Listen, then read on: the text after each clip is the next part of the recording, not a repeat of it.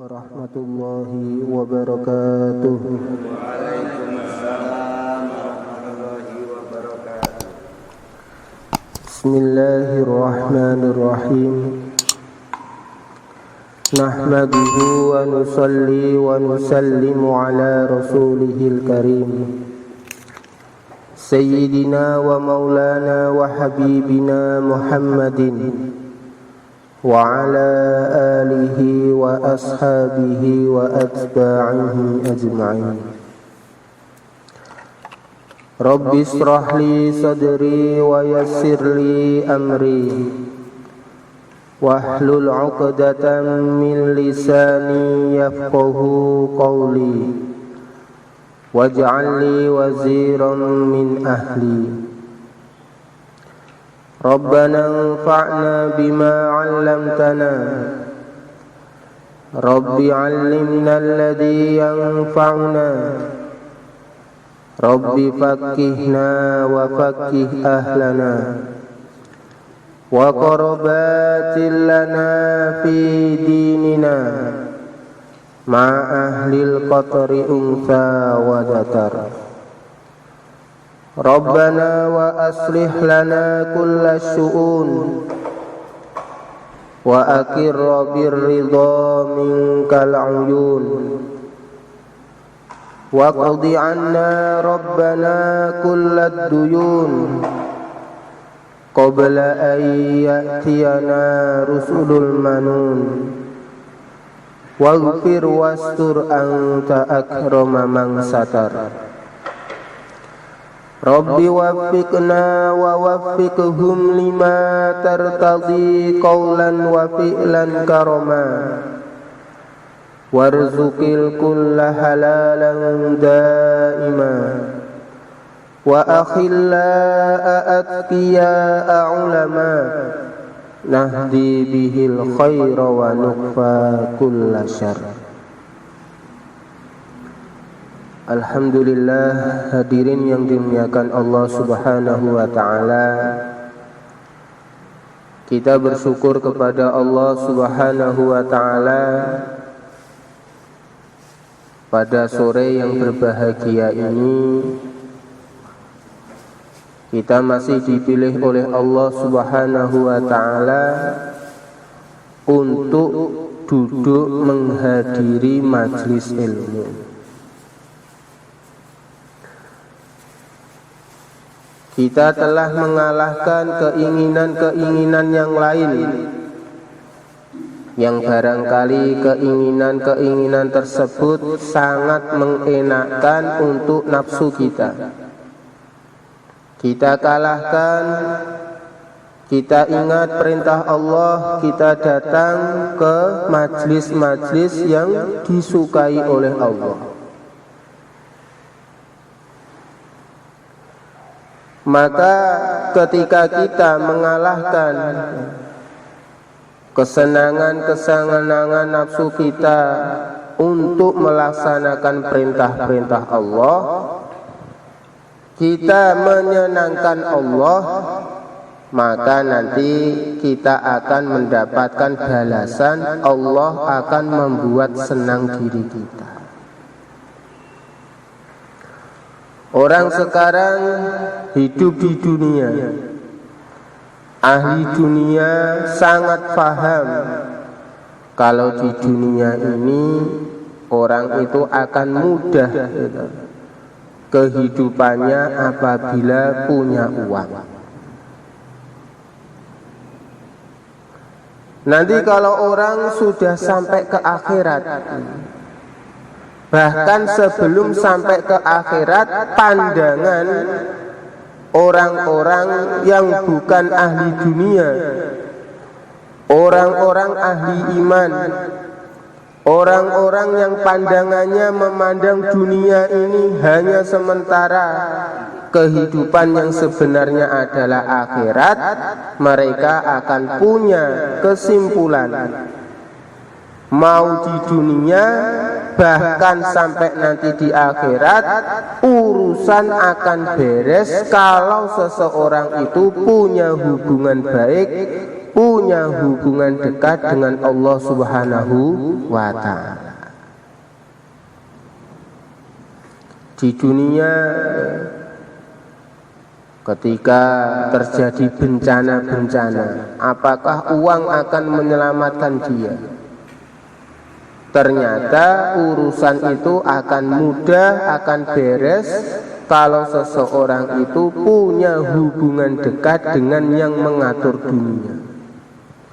Di dunia yang sementara aja seperti itu, apalagi nanti ketika di akhirat. Masalah-masalah dunia ini dibandingkan dengan masalah-masalah akhirat itu tidak ada apa-apanya.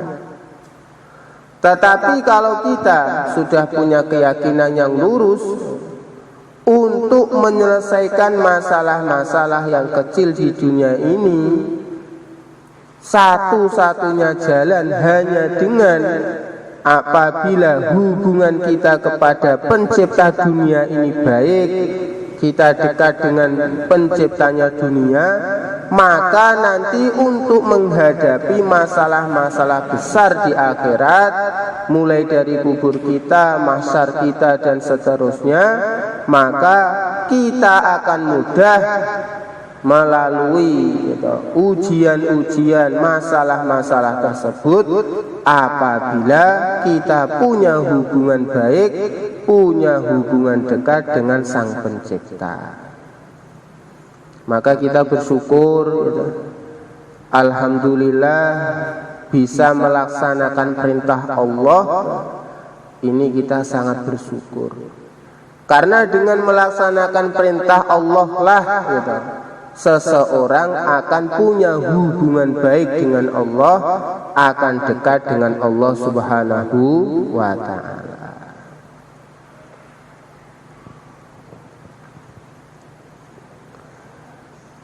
Alhamdulillah, insyaallah kita istiqomahkan ya. Kita akan lanjutkan ngaji kita masih bab sabar dalam kitab Riyadhus Shalihin. Sekarang hadis yang nomor 11. Bismillahirrahmanirrahim.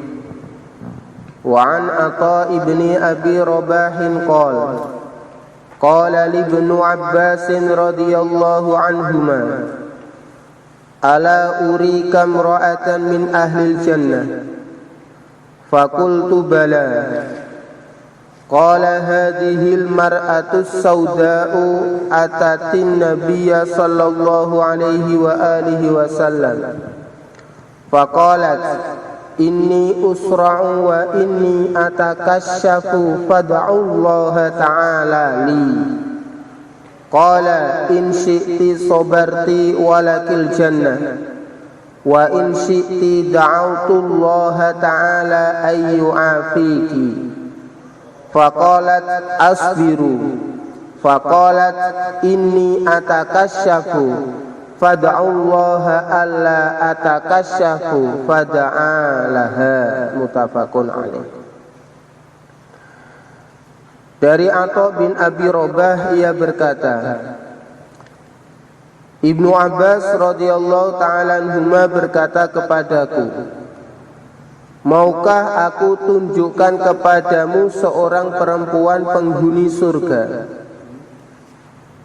Jadi Sayyidina Ibnu Abbas sepupu Rasulullah, ulamanya para sahabat, fuqahanya para sahabat, ahli tafsirnya para sahabat, muhadisnya para sahabat, itu bicara kepada santrinya. Salah satunya adalah Atha bin Abi Rabah. Maukah aku tunjukkan kepadamu seorang perempuan penghuni surga? Maka Atha menjawab, ya. Ibnu Abbas berkata, inilah wanita penghuni surga ini, perempuan yang berkulit hitam ini. Lah kok bisa?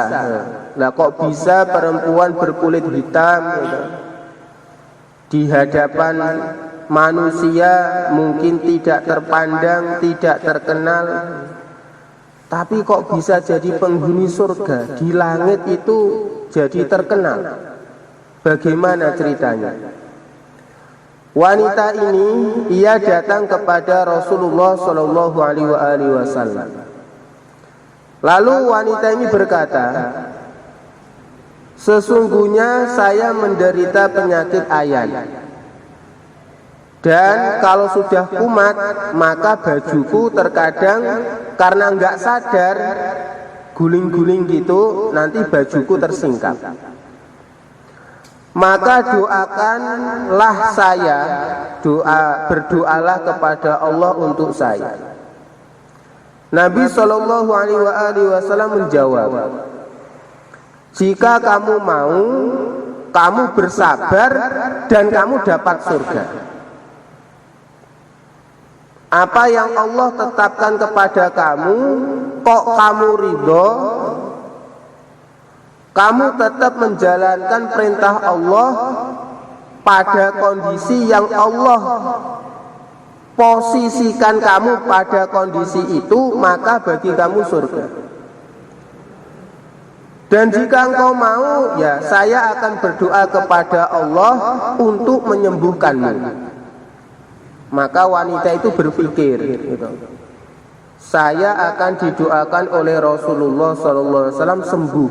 Tapi Rasulullah tidak bersabda kalau saya sembuh nanti masuk surga. Sekaligus Rasulullah Shallallahu Alaihi Wasallam memberikan pilihan yang lain. Saya sabar, tetap istiqomah amal agama dalam keadaan seperti ini, maka saya dapat surga.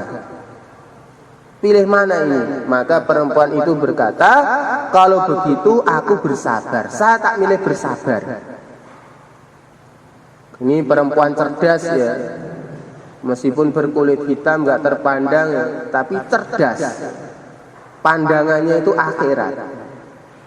Kalau saya sabar menerima kondisi seperti ini, tetap istiqomah melaksanakan perintah Allah, menjauhi larangan Allah, tidak mengeluh, Rasulullah bersabda saya nanti dapat surga. Tapi kalau saya nanti sembuh, Rasulullah nggak bilang nanti kalau saya sembuh nanti terus mudah amal agama terus masuk surga, kok tidak? Woi, kalau gitu saya milih ya toh, bersabar, tapi Rasulullah sudah bersabda nanti saya dapat surga. Tapi wanita tersebut tetap memikirkan, bersabar itu kan melaksanakan perintah Allah. Maka yang dikhawatirkan perempuan itu bagaimana? Oke, saya dikasih ujian sakit, ridho.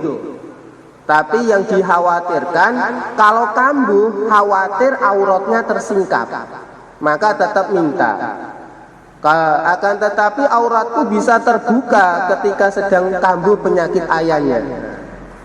Maka wanita tersebut minta doa, berdoalah kepada Allah, wahai Rasulullah, agar auratku tidak tersingkap ketika kambuh ayannya. Maka Nabi Shallallahu Alaihi Wasallam mendoakannya supaya ketika kambuh ayannya auratnya tidak tersingkap. Jadi dikasih ujian sakit, tidak mengeluh, gitu. Tetap istiqomah amal agama.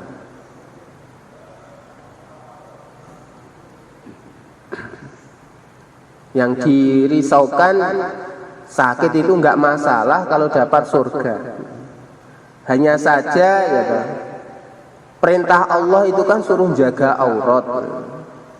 Maka wanita tersebut gitu, minta didoakan oleh Rasulullah, nanti kalau kambuh, andaikan kambuh ayannya, jangan sampai auratnya itu tersingkap. Jadi pikirannya, saya itu sukses kalau melaksanakan perintah Allah. Apapun keadaannya, kondisi apapun. Mau sehat, saya akan sukses jika sehat ini saya taat kepada Allah. Mau sakit saya tetap sukses kalau dalam keadaan sakit saya taat perintah Allah. Kaya sukses kalau taat kepada Allah. Miskin tetap sukses kalau taat kepada Allah. Kalau tidak taat kepada Allah dalam keadaan apapun, maka hancur, hancur, ujung-ujungnya neraka. Wa an Abi Abdurrahman Abdullah bin Mas'ud radhiyallahu anhu qala ka'anni anzuru ila Rasulillah sallallahu alaihi wa alihi wa sallam yahki nabiyyan minal anbiya salawatullahi wa salamuhu alaihim darabahu qaumuhu fa'admuhu wa huwa yamsahu ad-dama an wajhihi wa huwa yaqul Allahumma ighfir li qaumi fa innahum la ya'lamun. Muttafaqun alaih. Dari Abi Abdurrahman Abdullah bin Mas'ud radhiyallahu anhu, ia berkata, sepertinya aku melihat kepada Rasulullah sallallahu alaihi wasallam menceritakan tentang seorang nabi yang dipukul oleh kaumnya hingga mengeluarkan darah. Lalu beliau mengusap, lalu nabi tersebut mengusap darah dari wajahnya seraya berkata, ya Allah, ampunilah kaumku, sesungguhnya mereka tidak tahu. Muttafaqun alaih.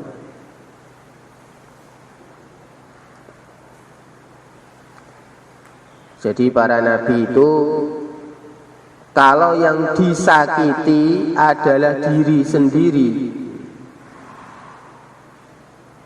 tidak berhubungan dengan agama, amanah yang Allah bebankan kepada beliau-beliau tersebut, maka beliau lebih memilih pahala di sisi Allah, lebih memilih derajat kemuliaan di sisi Allah, termasuk dengan sabar. Disakiti sama kaumnya, ya Allah, kaumku tidak tahu, ya Allah, berilah petunjuk kepada mereka, ampunilah mereka. Sebetulnya kalau para nabi ini mau seperti Rasulullah sallallahu alaihi wasallam, tatkala disakiti orang-orang Taif itu, para malaikat sudah menawarkan diri. Orang-orang yang menyakiti engkau ya Rasulullah berhak untuk mendapatkan hukuman.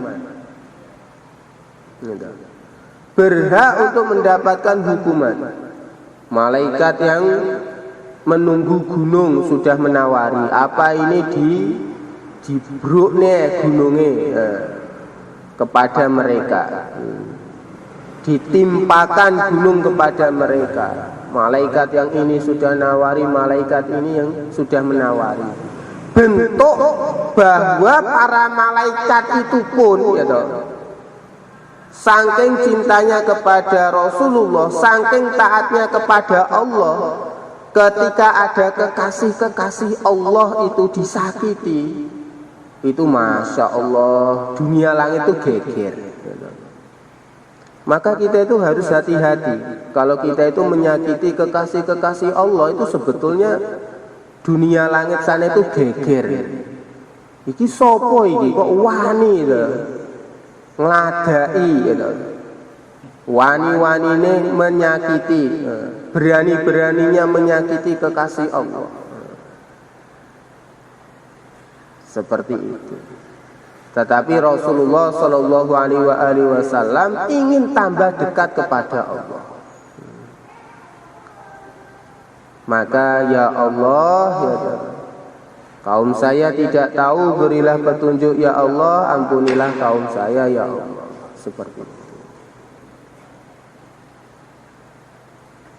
Bukannya membalas itu boleh, Tetapi kalau memaafkan, itu ya kita itu dapat pahala. Dan kalau kita berdoa semoga mereka mendapatkan hidayah, doa saat kondisi seperti itu sangat makbul. Maka terbukti betul ya toh, dari orang-orang Taif di kemudian hari ini akhirnya masuk Islam.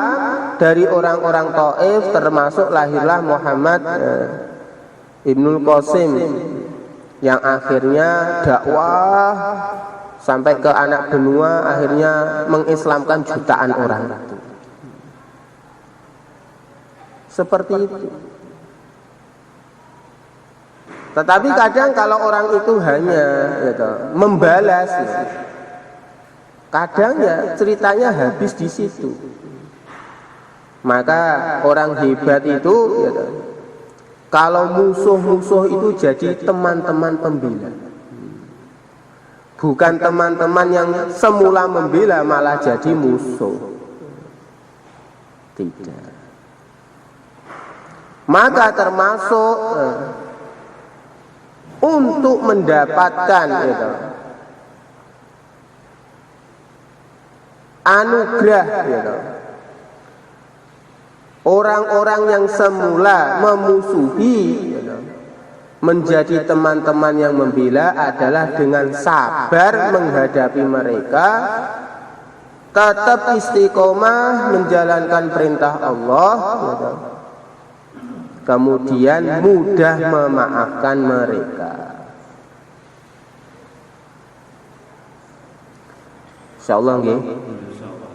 Dai kedahe kados ngoten. Orang yang mengikuti baginda Rasulullah selalu mengajak umat gitu, kepada agama supaya dekat kepada Allah itu harus punya sifat sabar. Harus punya sifat sabar.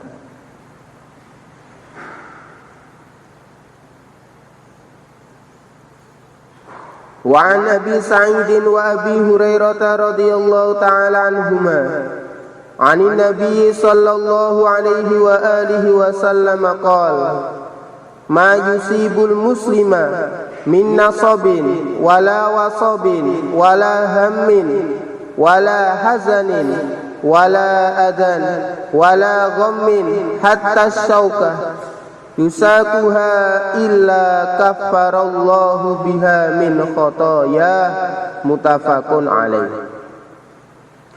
Dari Abu Sa'id dan Abu Hurairah radhiyallahu ta'ala anhuma, dari baginda Rasulullah sallallahu alaihi wasallam, beliau bersabda, tidaklah orang muslim mengalami kepayahan, penyakit, keresahan, kesedihan, gangguan, kesusahan, hingga duri yang mengenai tubuhnya, melainkan Allah akan menghapus dosa-dosanya dengan sebab itu, mutafakun alaih.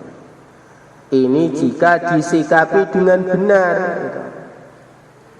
Tertusuk duri disikapi dengan benar, tidak keluar kata-kata yang tidak sesuai ajaran agama, misuh-misuh misal, tidak bersikap dengan sikap-sikap yang tidak sesuai ajaran agama.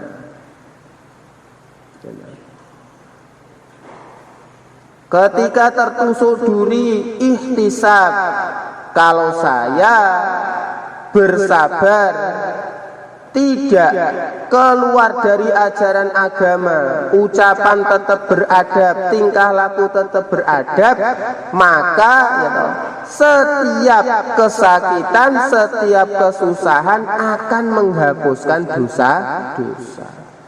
Maka nanti orang itu kesandung itu malah yang dilihat, Masya Allah ini menggugurkan dosa, malah syukur, malah syukur, ngenepne lawang, kurang ngati-ngati, kejepit, kelingan, oh ngene iki iso gugurne dosa, Nalikane omonganku apik, perbuatanku apik, atiku apik, maka betul akan menggugurkan dosa. Tapi kalau misuhnya ya,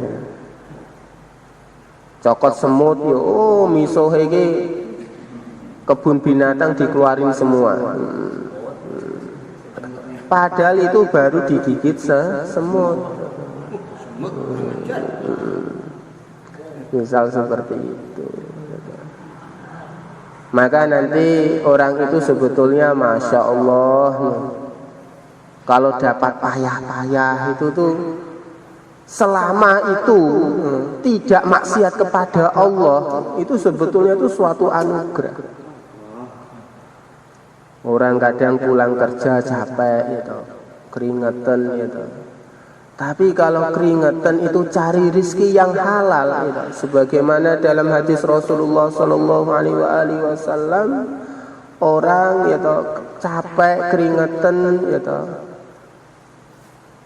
sore-sore pulang dari mencari rizki yang halal itu dosa-dosanya berguguran. Jadi kalau orang itu capek-capek dalam perintah Allah, tidak melanggar perintah Allah, itu capek-capeknya, sakit-sakitnya gitu. Terkadang ada sedih-sedihnya juga. Itu semua akan menggugurkan dosa-dosa. Kalau dosanya sudah habis, akan menambah pahala, akan meningkatkan derajat di sisi Allah Subhanahu wa Ta'ala. Bahkan kalau tingkatannya semakin besar, maka dapat pahala surga.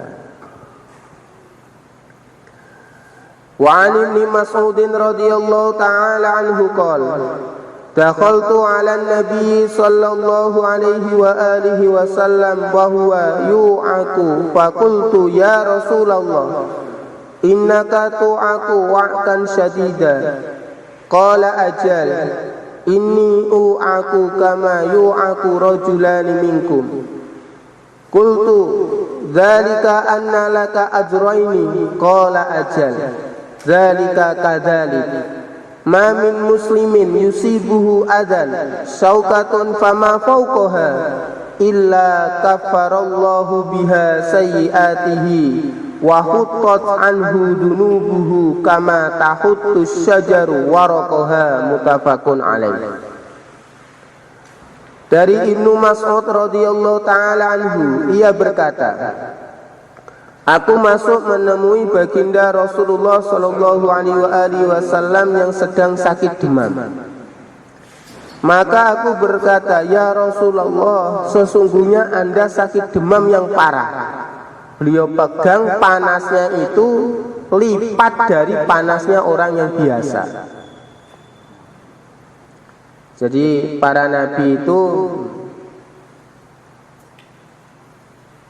mendapatkan perkara-perkara yang berlaku pada manusia biasa selama perkara tersebut itu tidak mengurangi derajat kemuliaan beliau-beliau. Sakit juga, sedih juga, gembira juga. Baginda Rasulullah Shallallahu Alaihi Wasallam berkata, benar, aku sakit demam seperti dua orang yang menderita demam di antara kalian. Kalau di antara kalian itu ada dua orang yang sakit demam sangat parah, penggabungan dari dua orang itu, itulah yang dirasakan oleh baginda Rasulullah Shallallahu Alaihi Wasallam. Aku berkata, hal itu disebabkan Anda mendapatkan dua pahala. Nabi Shallallahu Alaihi Wasallam berkata, memang benar seperti itu. Jadi para nabi ujiannya semakin besar, pahalanya juga semakin besar. Maka Nabi bersabda, tidaklah seorang muslim mengalami gangguan, tercocok duri atau yang lebih dari itu, melainkan Allah menghapus dosa-dosanya. Para nabi nggak punya dosa, maka yang bertambah pahala. Kalau kita punya dosa, maka kalau kita mensikapi kepenatan, gitu, kecapean, kesusahan, sakit, itu kita sikapi dengan betul, maka akan menghapus dosa-dosa. Dan dosa-dosanya akan dilepaskan darinya seperti pohon merontokkan daun-daunnya, muttafaqun alaih. Jadi kadang orang itu rontok dosanya. Kalau kita baca fadilah sholat, dengan wudhu yang sempurna, datang ke masjid, sholat berjamaah, akan merontokkan dosa-dosa. Sebetulnya yang merontokkan dosa-dosa gak hanya sholat. Maka kita itu perlu akhlak yang baik. Kalau orang itu istilahnya nggak kelihatan rajin sholat, ya, jangan terus kita anggap wah ini kayaknya ini karena kebanyakan dosa ini, akhirnya nggak rajin sholat. Loh, apakah dia itu nggak sholat fardu? Ya sholat fardu sih. Orang itu terkadang Allah rontokkan dosa-dosanya bukan hanya sekedar lewat jalur sholat. Terkadang orang itu tersakiti, ya toh. Orang itu mendapatkan kesusahan, tapi sikapnya itu pas. Sikapnya itu sesuai ajaran agama, maka sikap yang pas tatkala menghadapi kesusahan-kesusahan, menghadapi sesuatu yang tidak mengenakkan itu akan menyebabkan rontoknya dosa-dosa. Maka kalau sudah tahu seperti ini, Masya Allah, nanti dapat apapun itu perlu disikapi yang baik. Dapat nikmat disikapi yang baik, bersyukur, tambah pahala. Dapat ujian disikapi yang baik, bersabar, menggugurkan dosa-dosa. Maka bisa bersabar, bisa bersyukur, ini ketika imannya lurus. Maka penting bagi kita itu untuk selalu menjaga kelurusan iman kita. Insya Allah nggih. Dijaga imannya, termasuk menjaga iman itu dengan amal soleh. Kita harus memikirkan peningkatan iman kita. Iman itu sabda Rasulullah yazidu wa yanqus, ya, bisa bertambah mantap, bisa berkurang, jadinya lemah.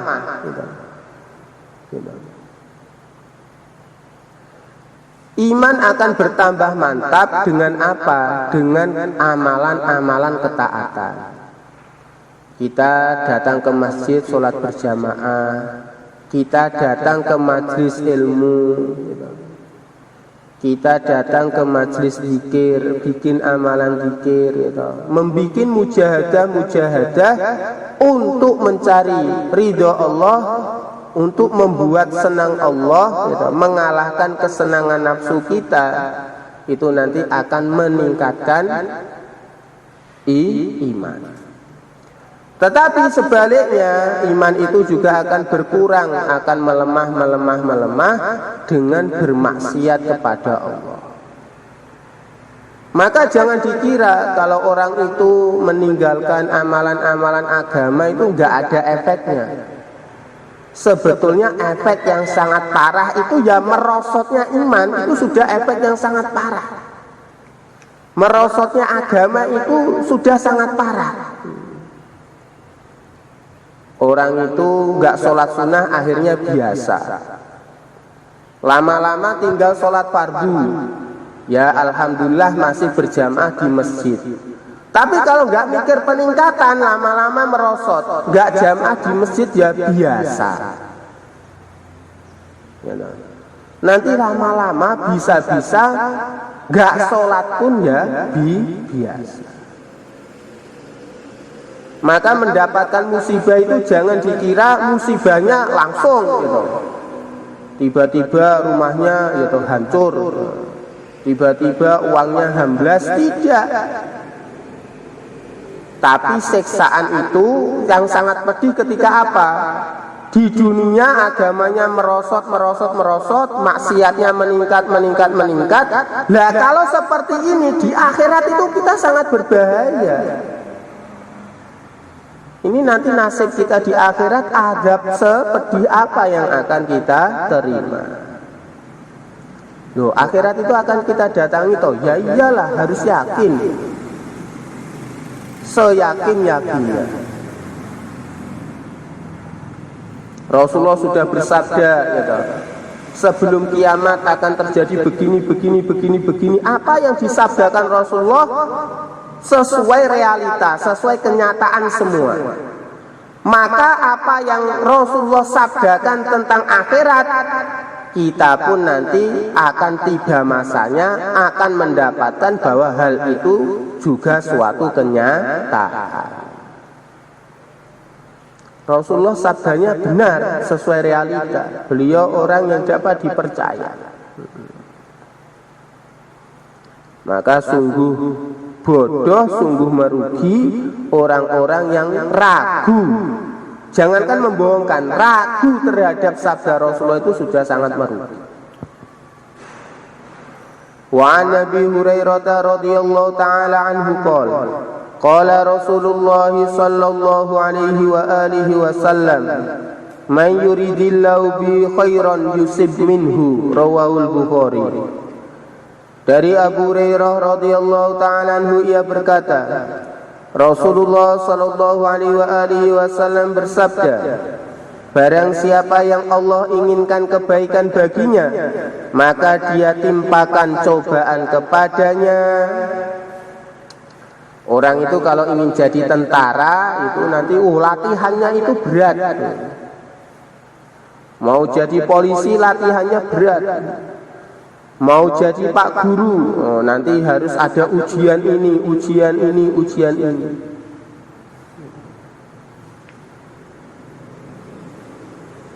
Seperti itu. Kalau orang ingin jadi ulama, maka harus siap merasakan pahitnya jadi santri. Lah kalau nggak siap merasakan pahitnya jadi santri, wah kapan akan jadi ulama? Kalau orang ingin jadi ahli zikir, maka harus siap mujahadah gitu. Diajari zikir sama gurunya sekian ribu kali, sekian. Kok mau? Nah, nanti bisa jadi ahli zikir. Kalau nggak mau menghadapi ujian-ujian itu, wes gak pawakan Kang, gitu, gak pawakan. Makanya kalau mau masuk Magetan dulu ada tulisan tempat pelatihan itu. Bila ragu-ragu lebih baik kembali. Nek pengen jadi yo ujian itu sudah istilahnya jalannya siapa saja di bidangnya masing-masing. Aku ki janjane ki yo pengen ngerti agama no. Ayo to budal ngaji. Udah nih piye to? Wes gak sido neh gitu, gak sido gitu. Aku janjane iki yo pengen rabi. Ayo tak kerne nglamar. Anu to, aja saiki to, wis gak sidon neh gitu. Engko piye nek wong tuane tekok ngene-ngene piye? Yo tekok yo dijawab to.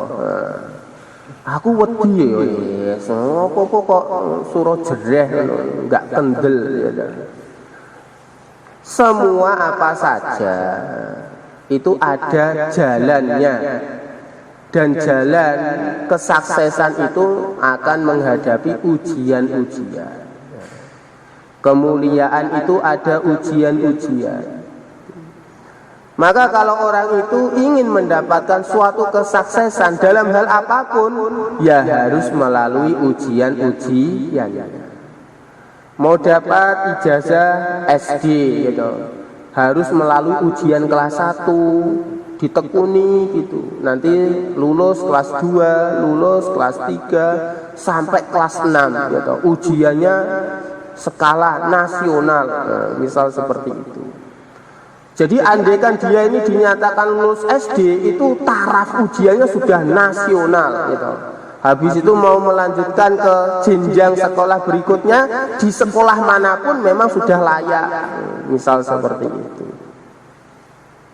Jadi memang di mana-mana itu suatu kehormatan itu ya berbanding kesiapan kita menerima ujian.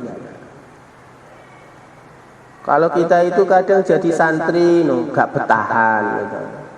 Ingin jadi tentara nggak bertahan, ingin jadi apa aja nggak bertahan, ya putus di tengah jalan, putus di tengah jalan.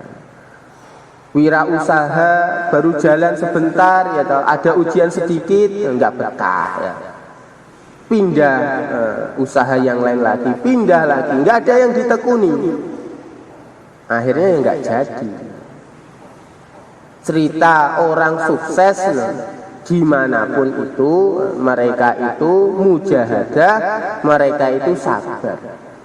Kita tidak meminta supaya didatangkan bencana-bencana, tidak. Tetapi jalan untuk meraih kesuksesan gitu. Itu supaya orang itu eman gitu. Manusia itu punya watak eman. Kalau orang itu tahu susah payahnya, itu eman tenan. Kehilangan barang itu eman tenan. Dia tahu Rp1, Rp2, Rp3 dikumpulkan, dicelengi, akhirnya iso tuku sepeda motor elek-elekan. Itu nanti kalau ada masalah di sepeda motornya, misalnya dijigo uang, Masya Allah, susahnya itu luar biasa. Berbeda kalau dikasih motor oleh orang lain. Kelangan itu juga patek kroso piye lho. Dikasih uangnya ya wis to kayak gitu. Jadi perasaan di hati itu beda. Untuk mendapatkan rasa sayang kepada sesuatu itu secara umum ya lewat susah payah itu. Lewat susah payah. Maka terkadang orang itu istrinya meninggal sampai nangis, anaknya meninggal sampai nangis, itu karena betul-betul sayang, diragati, gitu, dikancani, gitu. Terus kelangan, akhirnya betul-betul sayang. Kalau betul-betul sayang, maka ketika masih ada itu akan diperlakukan secara sebaik-baiknya. Insyaallah nih. Kalau kita ingin sayang gitu kepada agama, sehingga agama ini kita akan buat sebaik-baiknya. Kita sayang dengan hidup kita, sehingga hidup ini kita buat sebaik-baiknya. Kita sayang dengan kematian kita, mati itu mesti akan kita alami. Maka kalau kita sayang dengan kematian kita, ya kita persiapkan mati kita dengan sebaik-baiknya. Persiapan mati niku gimana toh? Kata para ulama yang sering disampaikan gitu, matinya orang itu sesuai hidupnya. Maka kalau ingin matinya begitu indah, maka bikinlah hidup yang indah. Bagaimana hidup yang indah? Hidup yang indah itu hidup yang dapat ridho Allah, gitu. Perjalanan hidupnya menuju surga, itulah hidup yang indah. Maka ketika hidup kok kita itu gitu, bikin amalan-amalan gitu, bikin sesuatu yang mendekatkan kepada surga, itu nanti mati kita mati yang indah. Seperti itu. Jadi kita siapkan. Kita itu mau nggak mau ya tetap mati. Karena itu mati itu ya sudah jadi ketetapan yang Allah tetapkan untuk kita. Maka kalau itu kita nggak bisa menghindari, ya makanya kita malah justru mempersiapkannya dengan indah. Jadi mati itu indah gitu. Insyaallah nggih. Maka terkadang itu sebagian mati mendadak itu kalau orangnya itu waktu hidupnya itu jarang amal agama, itu biasanya itu sebagian tanda mati kurang baik. Karena orang itu kalau masa hidupnya itu habis, ya waktunya itu bukan untuk taat kepada Allah, tiba-tiba mati mendadak. Wah, ini kan berarti untuk membuat mati indah. Indah itu ya setidaknya dia taubatlah gitu sebelum mati. Itu ada nggak dapat kesempatan, tiba-tiba mati, nggak sempat taubat. Tetapi kata para ulama juga, tetapi kalau masa hidupnya itu diisi dengan ketaatan-ketaatan, tiba-tiba mati, lah gak loro kok ujuk-ujuk kok budal tuh. Nah, ini malah tanda yang baik ya tuh. Jadi susah payahnya merasakan sakaratul maut itu gak lama-lama. Seperti itu. Insyaallah kita siapkan nggih. Niku mesti kita niku mesti badhe ngalami niku. Maka kita persiapkan seindah mungkin.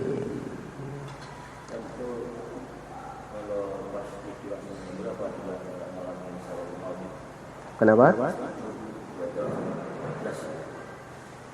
Ya dilihat. Orang itu kan tidur itu ya kadang mengalami, contoh aja yang mudah itu mengalami mimpi. Mimpi itu kan ya ada yang berat, ada yang enggak. Orang ketika mimpi itu ada yang mengalami mimpinya itu sangat berat. Ada orang yang juga ketika mengalami mimpi itu mimpinya ya begitu indah.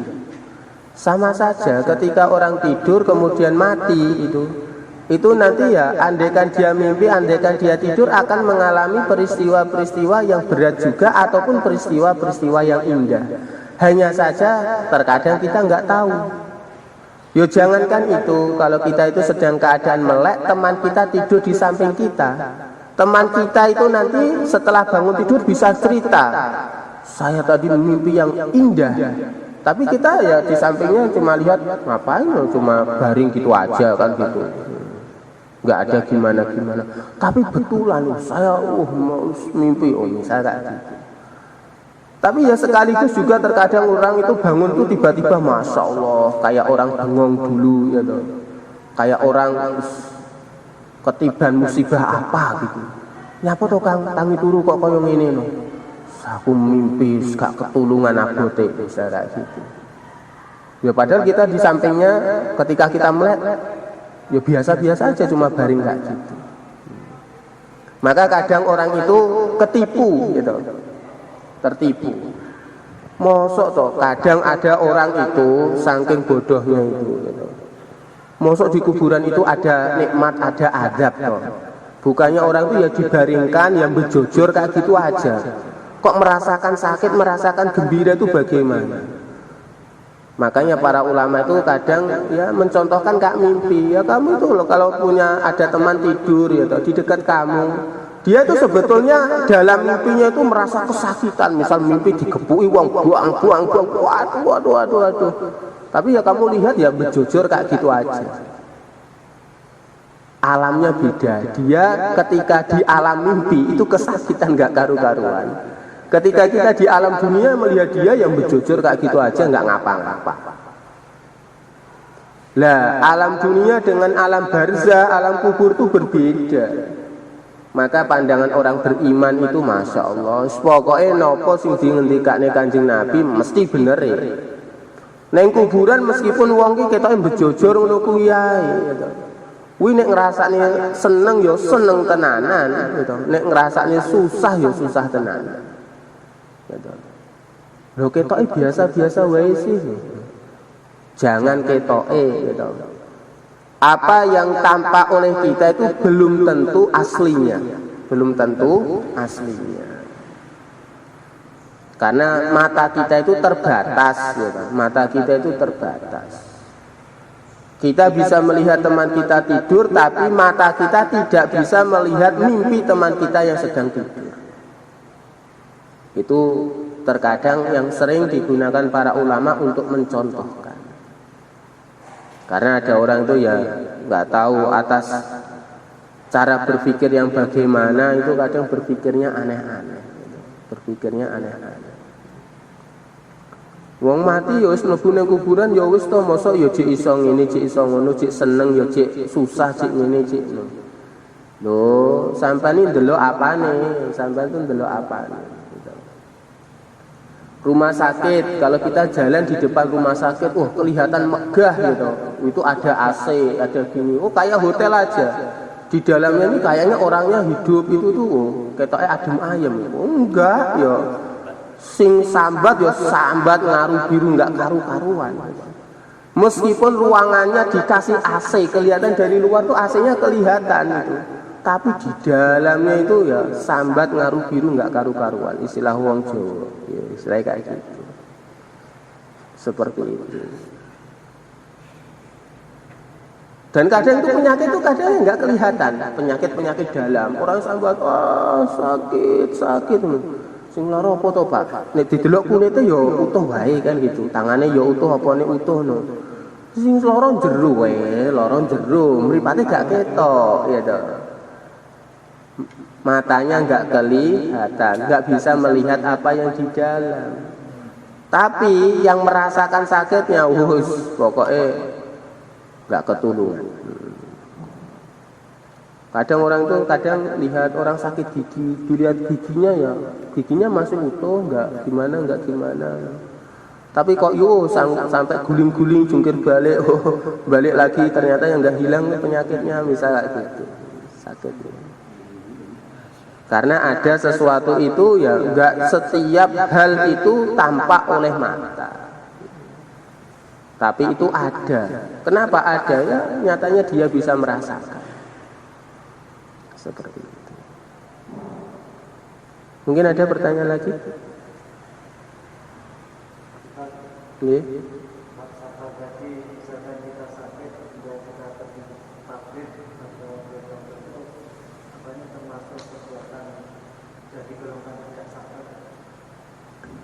Kita melihat gitu, berangkatnya itu gimana?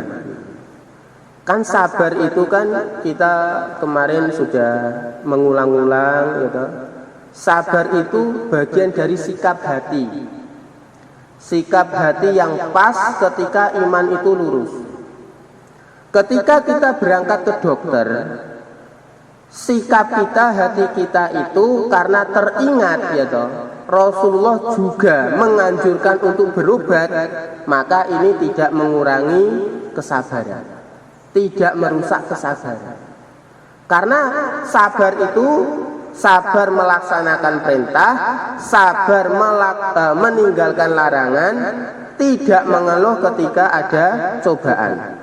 Nah, bagian dari sabar adalah melaksanakan perintah. Termasuk melaksanakan perintah ketika sakit, berangkat ke dokter. Jadi berangkatnya ke dokter melaksanakan perintah. Tapi kalau berangkatnya ke dokter tuh ngeluh gitu. Loro digoneng masjid, ram sudo tak goneng dokter ya. Nah, ini berarti berangkat ke dokter itu bukan atas dasar perintah, teringat perintah agama itu tidak, tetapi mengeluh ya toh, begini dan begitu, kemudian mengeluhnya akhirnya dialihkan kepada makhluk itu tadi yang namanya dokter. Maka tetap tidak menghilangkan, tidak menghancurkan kesabaran kalau berangkatnya ke dokter itu atas dasar apa? Kalau atas dasar itu kita berobat, itu karena kita teringat sabda Rasulullah, dawu mardokum, gitu.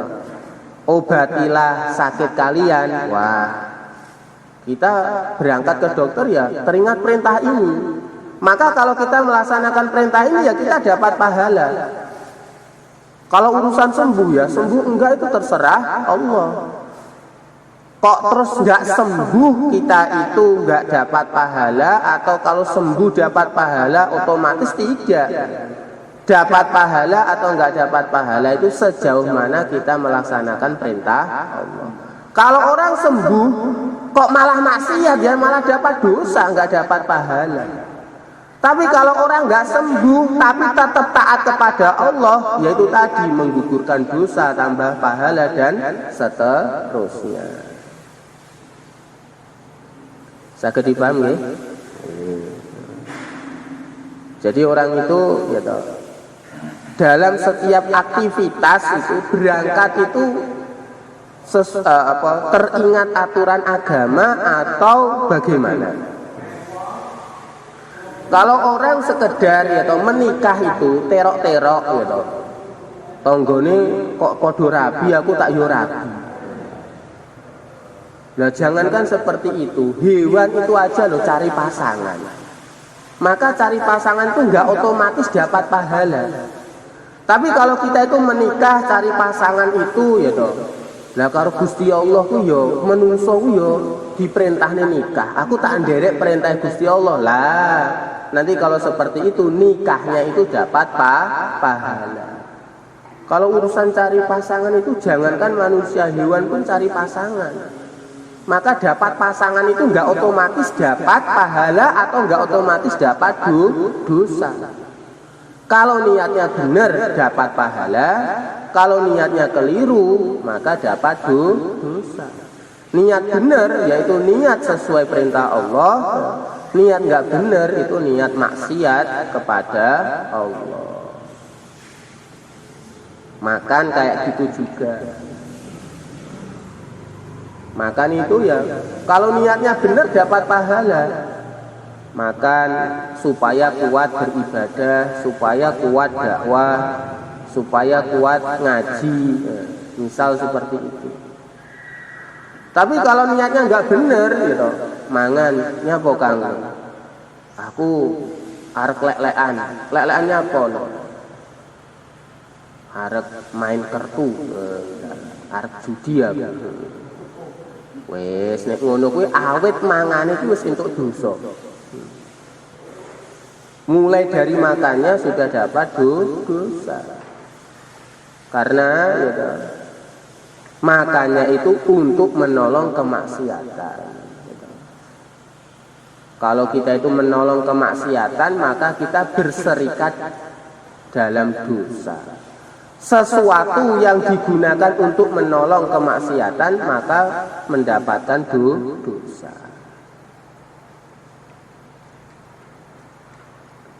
Makanya termasuk gitu, orang cari pasangan itu gitu, sebelum nikah itu ya ada jalan yang baik, ada jalan yang buruk. Jalan yang buruk termasuk pacaran gitu. Seperti itu. Maka dulu sampai teringat banget nasihat guru kita sebelum nikah itu, jadilah ahli zikir, jangan jadi ahli zakar.